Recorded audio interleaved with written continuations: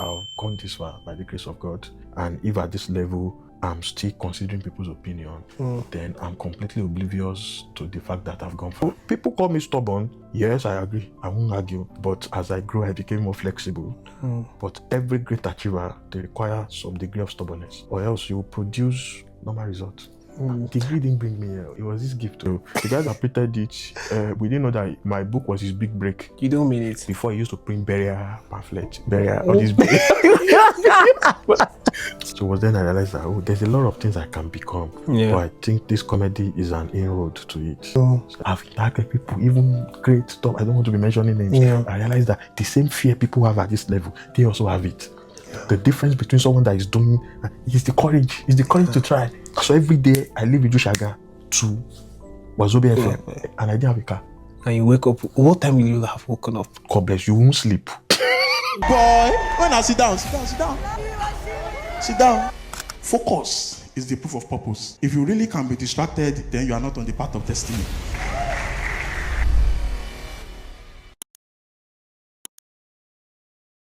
Mr. Ashiri, I want to sincerely thank you, and it's also an opportunity to have you here on set with us. I know this is an impromptu something, really, seriously, and for our viewers, they know that this is now our background, so things are happening. So at this very moment, also, I want to thank you for having this moment with us. So, I just want to find out. I know this year for you has really been a busy one from back to back, and you've been to how many? This your tour now. I've covered how many states and countries? A lot. We've done Dallas, we've done Baltimore, we've done Northampton, UK, we've done Kent, we've done Lagos, now Abuja tomorrow. Yeah. So Abuja is the grand finale tomorrow. Grand finale. Yeah. Wow. So from what month of this year did you start?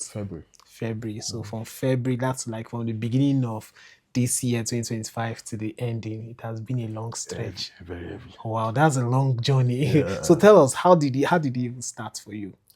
Yeah. You mean the tour? Yeah, the tour. Like, you just dedicate 2025 and say that, I know this is a record breaking for you. I know that for a fact. So what inspired it for you? So one thing, I always know what is next to do. So at the end of 2023, not 2022, I knew that I needed to take my globalization serious. So prior to that time, I'd been traveling, but I'd not taken it serious. So 2024, I attempted to do a world tour. It didn't work. So, but the plans I made in 2023, it materialized towards the end of 2024. You know, all the visas came through, and also by 2025, I was fully, my passport was fully loaded to go everywhere. So, and I knew that we just concluded a special Open Secret that won international award in Canada. So I knew we needed to build on that. So I don't need your opinion. That was why we tagged the tour. I don't need your opinion. It's just me realizing that I've gone this far by the grace of God. And if at this level I'm still considering people's opinion, then I'm completely oblivious to the fact that I've gone far. Because opinions don't pay bills. Opinions. So you know, when we had our first interview, the one on IG, you know, I told you something. It was, that's your team that just struck me. I don't need your opinion. And you see, we're living in a generation at time whereby everybody have an opinion for everything, whether the good or the bad. Tell me, where was that mental shift for you? You know that 2025, you're just going to go all in. It's more like, if I perish, I perish. That is what it's giving me. So tell me. So I didn't go all in 2025. It just manifested 2025. I've always been going all in. Wow. Yeah. So I'm a guy that, if you know me 10 years, 12 years back, that team will not surprise you. I don't need your opinion. I have someone that everything I have mastered today, someone once told me I can't do it. I was once a short guy. Now I'm over 6 feet. How did you grow? I didn't know how it happened. All through secondary school, I was always in front of the queue. I was very short. I was timid. I was a timid guy. I was a stammerer. And now I have a bubbling speaking career. I've performed in several big stage all across the world by the grace of God. I've done O2 Indigo, I've done Eco Hotel, I've done Transcorp, I've done to the glory of God. And that was it. It's time around. I used to be very timid, fearful, scared. So I realized that everything that made a difference for me now, I was the opposite 10, 12 years ago. So if people had done prediction of how I would turn out 10, 12 years ago, they will never say I will be the Ashiri you are celebrating now. So I don't need the opinion is a statement of purpose. It's a statement of defying the odds. Wherever the statistics, you are not the data. You are not the statistics. You are not. Several things have happened in my life that if I had considered people's opinion, when I lost my mom in 2007, I was supposed to write the entrance exam into Obafemi Awolowo University, Ile-Ife, the next day. Everybody said this guy will not be in the state of mind to write this exam. I sneaked out of the house after the burial. So now me and I go sit down here, me and I they cry. But still we don't die, no, never die. So when did this thing change for you? Like, when is that moment where you just discovered that, irrespective of people's odds and people's belief, when was that moment where you feel like you needed to take your life into your own hands? So if I had completed that story, you would have, I would have answered this question because it was that moment actually. So I sneaked out of the house. I went to school to write the entrance examination against what everyone was saying. And that was the examination that brought me into Obafemi Awolowo University. And bro, I kid you not, everything that had made a difference for me in life, it started from OAU. So remove that decision from my life of doing that, writing that entrance exam immediately after my mom's burial. If I had been emotional, if I had allowed people to pity me, so people like pity. If you're someone that like pity a lot, when they start pitying, you start doing, you like staying there. Once they are pitying you, you are okay. You won't go far. You are not to be pitied. Pity keeps you grounded. You see, you have to take your destiny into your hands. It's not like it's not painful. It's not like it's not paining you. But when there's something to be done, you get it done. So that was the moment I realized that if I continue to allow people pamper me, I don't want people to start treating me like the boy that lost his mom early. That was where the anger came out from. That because people will be giving me legitimate excuse why I'm not progressing. If let's say his mom is alive now, I didn't want that. So I was working twice as hard. And of course, I relied on the grace of God. That was the moment I made that mentorship. So people call me stubborn. Yes, I agree. I won't argue. But as I grew, I became more flexible. But every great achiever, they require some degree of stubbornness, or else you will produce normal results. And is that, for me, I'm still going to still kick on that your team, because there is a lot of words that is not being said in that team. That fact whereby you said, I don't need your opinion, is, tell me, have you been a people pleaser when growing up? Tell me. For example, have you always been a person that always wants to impress people or do whatever people say? Even for me, being a people pleaser is even better than my level there. Wow. I didn't have a chance. Like, I was a timid guy. I didn't even believe that my voice counts. I don't even believe that I can please you, not to not talk of being a people pleaser. Do you understand? It was worse. Like, I was just a guy that it's not being a people pleaser. I never believed that people will reckon with me. So I just believe that maybe I'm a marginalized. But the moment I started seeing the dimensions of my giftings, it changed. I wrote my first book in secondary school. The book didn't see the light of the day, but we still printed it. Yeah. What was the name of it? The Miscreant. The Miscreant. Yeah. Tell us, what was it about? It's a useless. I just wrote a story about a young girl that fell pregnant. It was some useless Nollywood conspiracy. Useless Nollywood. No, I think I watched too much Yoruba Nollywood. I just cook up some. But you know that my mom, of blessed memory, she took out money out of her savings and she printed 1,000 copies. Wow. She started giving everybody. In Yoruba, that means my child is an author. Wow. But the guy that printed it, wow. This life, just pray. The guy that printed it, we didn't know that my book was his big break. You don't mean it. Before he used to print burial pamphlet, burial, all these burial. so he printed my book like burial. You can just be reading the book, you will just see Osia for to God. When I knew there was a problem, was when I inside my book, I saw across the sea and As you tell me something, I know you grew up in Ibadan. very Yeah? You grew up, then you now moved to Lagos. I moved to Ife to school, then back to Ibadan, back to Lagos. Back to Lagos. Okay. Tell me, from that transitioning within Ife then to Lagos, have they been like a mental shift in terms of your environment? Yes, your environment is a lot. When I was in Ibadan, it was different. When I moved to Lagos, it was different. When I was in Ife, it was different. You know, when I was in Ife, let me break it down. When I was in Ife is a federal school, heavily subsidized. And we were interacting with most of the people that go to OAU are students of, they are usually low resource, maybe a brilliant chap. For you to come to AU, it's either your parent is extremely rich, but they want you to have the prestigious federal education, or you are very brilliant, but your parent cannot afford, because it's a very cheap school. Yet the standard in waiver there is very cheap. The highest I paid as a student was around 9,000 naira. Wow. Yes, if I was right. So why am I going through all these rigors? I want to use it to explain something. So in Ife, we had extremely rich people and extremely poor people, then the average people. So Ife was the only school where someone would leave his house, he doesn't have money, his parents are poor, but once you enter the campus and you have friends, all through 4 years, just have friends, you eat.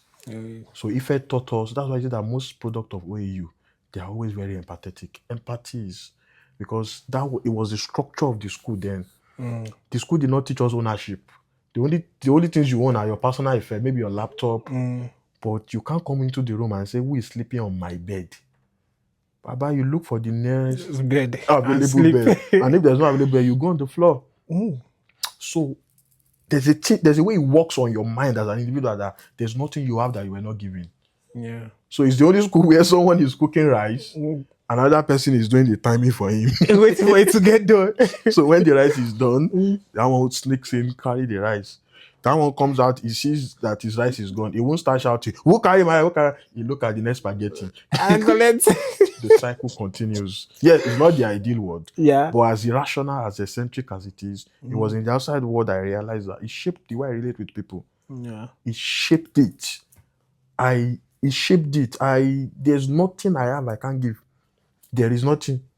It's just the way it shaped us. So now, moving to Lagos, at the commercial and entertainment capital of Nigeria, then seeing the fast-paced, it changed my perspective. You know that, oh wow, I was first scared when I got to Lagos. When I saw cars. Tell us about that. You know, now coming from Ibadan, where as at 10 a.m., nobody has opened their store. You now see somebody leaving there. How will somebody be sweating 5:30 a.m.? You're already sweating. 5:30 a.m., you're already sweating. Where are you coming from? I enter one bus one time. 6:05, conductor, in voice don't go. In the morning. They never break. He don't. Do you know what it means for someone's voice to have cracked at 6:05? That means he hasn't slept. He hasn't slept and he had woken up early. Do you understand? So Lagos, when I enter Lagos, so at 5:15, you see all those staff buses going, and everybody in the bus, they're like, yeah. So I was like, coming from Ibadan, where the life is calm. so calm. Like, Jesus, can I survive here? But gradually, I realized that, oh, it's different. The demand here is different. And the players are here if you really want to scale. So it helped. Shaped your mind. So, and then the first job I had there now helped me. Yo Wazobia. You know, yo. Yeah. I celebrate him always. He was my first boss in Lagos. Wow. So he brought me on the money bet at Wazobia. And I was staying in Ijushaga. You won't understand. I don't know how we explain. Ijushaga is on the mainland. Yeah. Now it's not just mainland, it's mainland inside mainland. Mainland. Because for someone saying Ijushaga, someone saying on mainland, we still tell you that you are not on the mainland. Wazobia FM is on the island, Etimiang Street. Yeah. So every day I need to be in the studio by 5 a.m. So every day I leave Ijushaga to Wazobia FM, and I didn't have a car. And you wake up. What time will you have woken up? God bless you, won't sleep. So you can imagine, and those things look like suffering. They were the things that, shaped us, and at the end of the day, it's paying off. So this thing is process. So people don't happen. You are not a happening. We become. Yeah. So it's over time that the result becomes full glare. So, and it's those moments, those mindset shifts, those moments that actually makes you who you are. Yes, sir. In every form. And looking at how you've transited, I follow you a lot because I know how it all started, one way or the other. Because I know you're someone that came from a humble background. Yeah. And from there, you've made wave. And you're not someone that got handed stuff to. You're the one that always want to, if someone has done it, it's proof that you can do it. Exactly. Honestly, that is how I see you. Yes, and tell me, it's that mindset I want to tap into for our viewers. Tell me, how can someone unlock that mindset whereby you know that there's nothing that is impossible?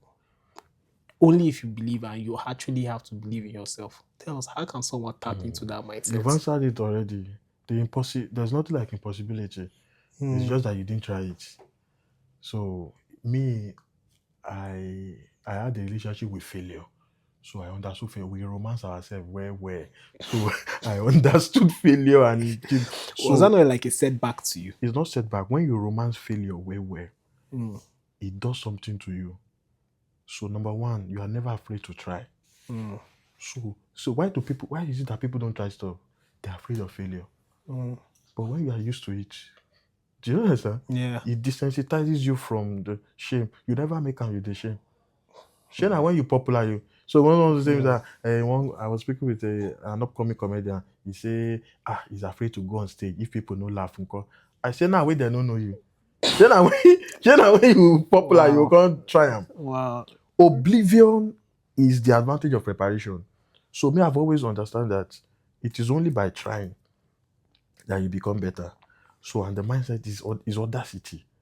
It's audacity and daily growth. So it's not like I dare things in like from a position of emptiness. No, you still consciously prepare yourself. But if you don't try it, you will not. It's just like no matter how someone described driving for you, if you don't hold that steering and get on the road, you can't. So it's, even if you go to driving school, go to that. Let all the professors in this world teach you. I think that is eating someone. Yeah. It's not driving school that makes a driver. Yeah. Get on that road. When they blow you on, you blow them on. They move towards you, you move towards them. You go, you come back. You get it's. So I've always understood that from the outset that me, and when I know that I know how to do something, bro, I go all out. And I learned one thing early also. I learned very early that the same energy you will use to do a small thing is the same energy you will use to do a big thing. Oh, wow. So why will I waste that energy? Oh, wow. It's the same energy. I'm telling you the truth. Wow. The same energy you will use to start a 200,000 business is the same energy you will use to start a 20 million business. I'm telling you the truth. Wow. If you think I'm lying, if you are doing a 200,000 business, you will wake up that day, yes or no? True. You will look for customer, yes or no? True. You will sample. So somebody might argue that, are you not trying to manage your risk? My brother, I believe that you should not waste your energy. Don't waste your energy. Do it big. Do it big. You will learn something. Yeah. So yes, I'm not negating the fact that people say start small, yeah, which is good. true. Start small. But that start small, people overflog it. Start small doesn't mean stay small. Start small. Once you have a hang of it, Papa, on to the next thing. let me tell you the truth. This thing, I realized it recently. This thing not sure for anybody. You know, sure. You know, nobody get the script. True. The people who they celebrate, they just have more liver to try it. This thing not sure for anybody. I've interacted with people at the highest level. I see their fears. True. I've interacted with people, even great stuff. I don't want to be mentioning names. Yeah. I realize that the same fear people have at this level, they also have it. The difference between someone that is doing is the courage. It's the courage to try. True. It's the courage. It's no different. It's the courage.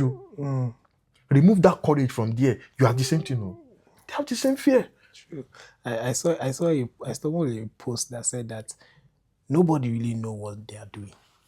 When I saw that post, I was It's just the like, truth. nobody know what they are doing. Nobody know whether they are in the right path or in anything. The only difference between other people is that people just keep trying. Be the one they are talking about. Nobody. The script is not there. You might believe that, hey, what are we saying? Are we saying heresy? Nobody really know what they're doing. I agree. We just, like the way I live my life, I wake up every day. I am very much aware of my giftings. So every day I try my best to maximize it. So if you come to me now and you say, what is my 5-year plan? I will not answer you. I don't have a 5-year plan. But there's one thing I know. There's one thing I know. If I maximize every day, when you cumulate it together, it will be bigger than any 5-year plan I can think of now. So I focus on my daily life.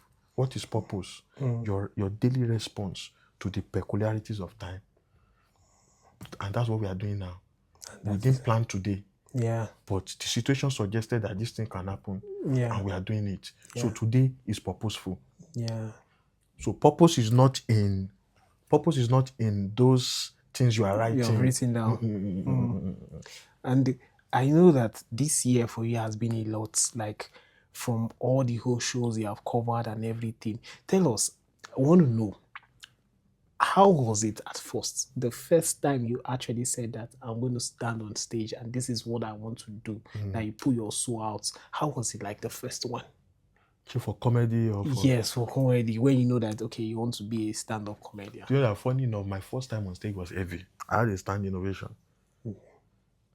So Was it planned? It was planned. I knew that I would perform. Oh. It was at Pit Theatre in OAU.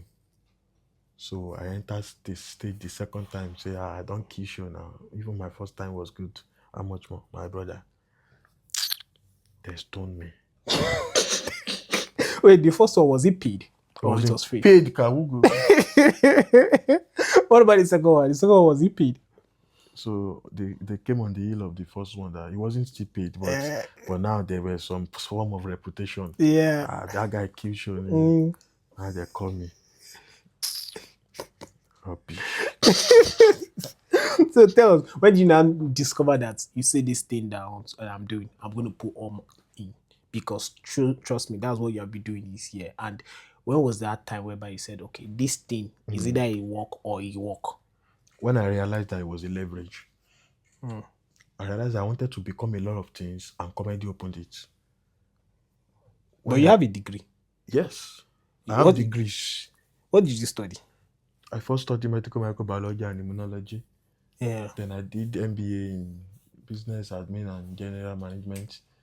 I've done a lot of courses that I can't even start mentioning. But yes, you're not using all of that in what you're doing. When people say I'm not using it, I think it's a lie. I'm using it. If you look at the approach to everything I do, you will know that I'm using it.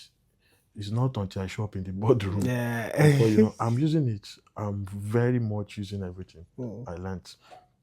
So I just realized that comedy was a leverage. Let me tell you, the day I realized that, oh boy, there was this billionaire that I know that people wanted to meet. Then he watched a skit of ours then. And this guy invited us to his Banana Island residence. It was I and my partner then, Bole Arole. I was still so we went there. I was just like, degree didn't bring me here. It was this gift too. So it was then I realized that, there's a lot of things I can become. Yeah. But I think this comedy is an inroad to it. So I took it serious. So see, from comedy to writing, to doing shows, to capacity building courses, to everything. I'm enjoying my life with the glory of God. Why did you start like this? Why will it start like this? It Why will it start? Your own life start like this. didn't start like this. And so far, it's. I know you mentioned you don't have a 5 years goal, but for you, what if this year is to end? Will you say you've lived to the fullest? If this year to end, Yeah. yeah, it's too far. You don't forget what I talked the other time. I said I reduce my life to 1 day. At I a don't time. go far. 1 year is too much. At the end of every day, I must be able to tell myself that everything I want to do, every good thing I want to achieve today, I did it. Man, year is too much. Day, I say my life is reduced to daily experience. Daily.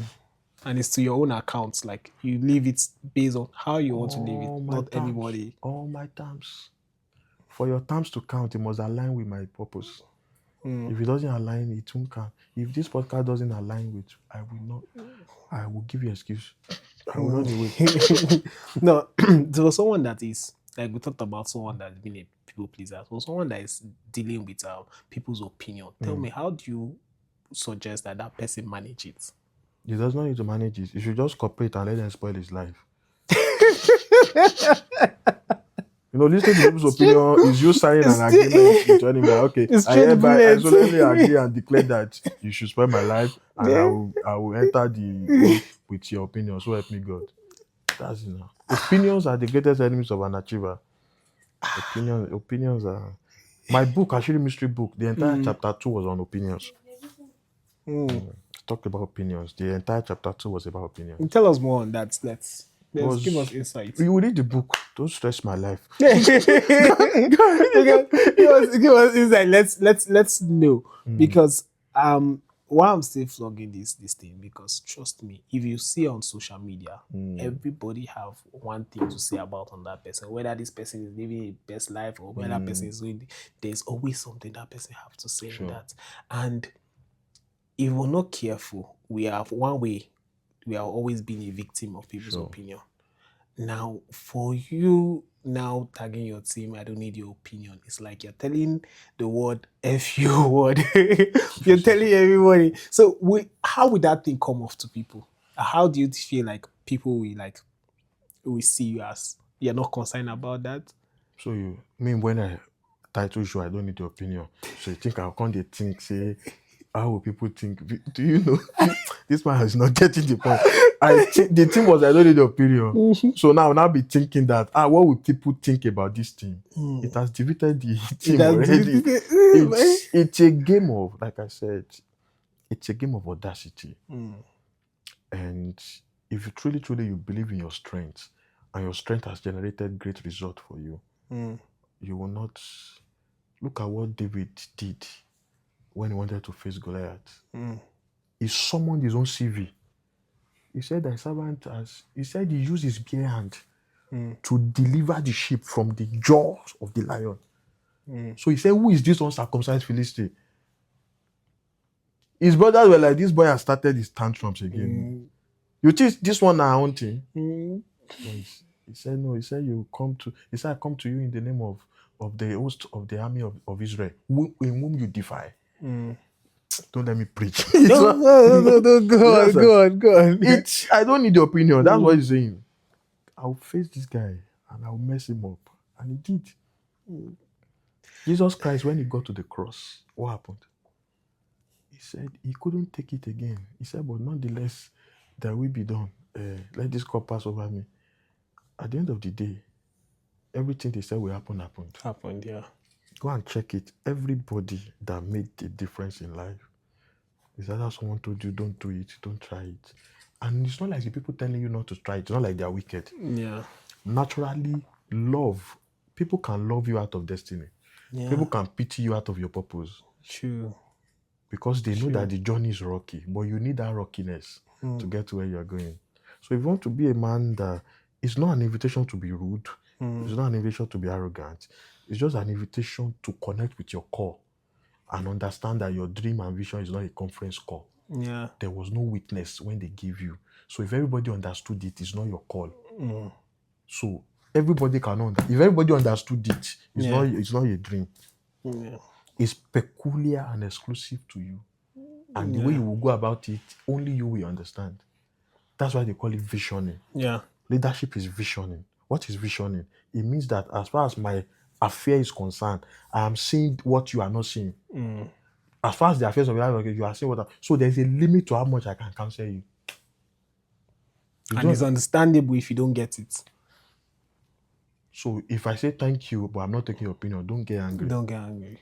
And if you get angry, it's still your problem. It's still your problem. It doesn't stop what I want to do. It doesn't. So tell me, throughout all this year, let's talk about some of the challenges. I know, of course, it hasn't been a smooth ride. Then, in those challenges that you faced during the course of this your tour, how do you counsel yourself? How do I counsel yourself? How do you encourage yourself? Because of course, it will be lying if you're saying that you didn't have some challenges. Why won't you have every challenges? day? Today, sir, we have challenges. So how do you? I want to know what's that mindset. Somebody here now has challenges. The person wants to sleep so bad, but he's trying not to sleep. So tell me, how do you counsel yourself? How do you encourage yourself in midst of those challenges? There's nobody else. I have God. And I always remember that there are a lot of dreams attached to me fulfilling purpose. So if you don't maximize your life, the guy handling the camera, the people around you, the woman you will marry, the children you will have, it will affect all of them. It's a chain effect. So I understood early that the life I'm living does not affect only me. It affects everyone. So it keeps me going.